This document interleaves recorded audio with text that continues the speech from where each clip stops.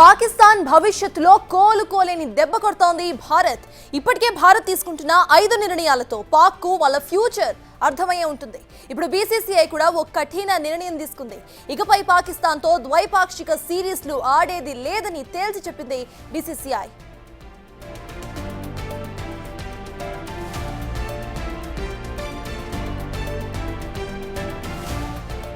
2012-13 తర్వాత భారత్ పాక్ మధ్య ద్వైపాక్షిక సిరీస్ అసలు జరగలేదు. కేవలం ఐసీసీ ఈవెంట్స్ లో మాత్రమే ఇరు జట్లు కూడా తలపడేవి. ఉగ్రవాదాన్ని ఖండిస్తున్న భారత్ వాళ్లకు డెన్ గా ఉన్న పాకిస్తాన్ కు తమ క్రికెటర్స్ ను పంపించమని ఎప్పుడో తీర్మానించింది.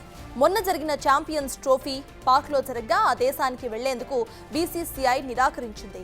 దీంతో తటస్థ వేదికను ఏర్పాటు చేసిన ఐసీసీ భారత్ ఆడే మ్యాచెస్ అన్నిటినీ కూడా దుబాయ్లో నిర్వహించింది.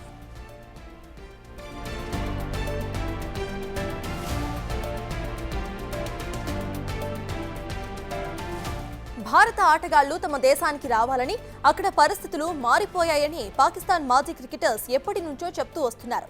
కొన్నేళ్లుగా దయాదుల మధ్య ద్వైపాక్షిక సిరీస్ లేవని, ఆడితే తమ బోర్డుకు ఆర్థికంగా మంచిదని కోరారు. అయితే పాక్కు వెళ్లేందుకు బీసీసీఐ పూర్తిగా నిరాకరించడంతో మాట మార్చిన పాక్ క్రికెటర్ బోర్డు తాము కూడా భారత్ రాబోమని ప్రకటించేసింది. ఇక భారత్లో ఏ ఐసీసీ ఈవెంట్ జరిగినా కూడా పాక్ తటస్థ వేదికలోనే ఆడుతుందని ఐసీసీకి సూచించింది.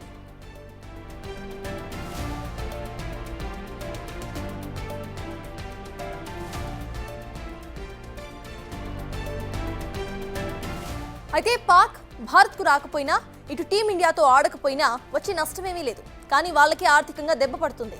ఐసీసీ ఈవెంట్స్ దూరం అవుతాయి. రావాల్సిన నిధుల్లో కోత కూడా పడుతుంది. భారత్ బాటలోనే మరిన్ని దేశాలు కూడా నడిస్తే గనక పాకిస్తాన్కు చావు దెబ్బ తగులుతోంది.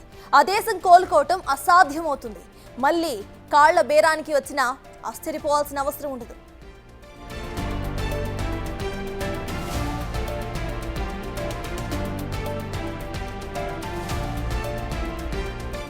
ఉగ్రదాడికి గురైన బాధిత కుటుంబాలకు తాము అండగా ఉంటామని బీసీసీఐ ప్రకటించింది. ఈ ఘటనను తీవ్రంగా ఖండిస్తున్నామని, కేంద్ర ప్రభుత్వం ఏది చెప్తే అది చేసేందుకు సిద్ధంగా ఉన్నామని అంది. ఇక ఇప్పుడు భారత్లో జరిగిన దానిపై ఐసీసీకి అవగాహన కూడా ఉంది. భవిష్యత్తు ప్రణాళికను త్వరలో ప్రకటిస్తామని రాజీవ్ శుక్లా చెప్పారు.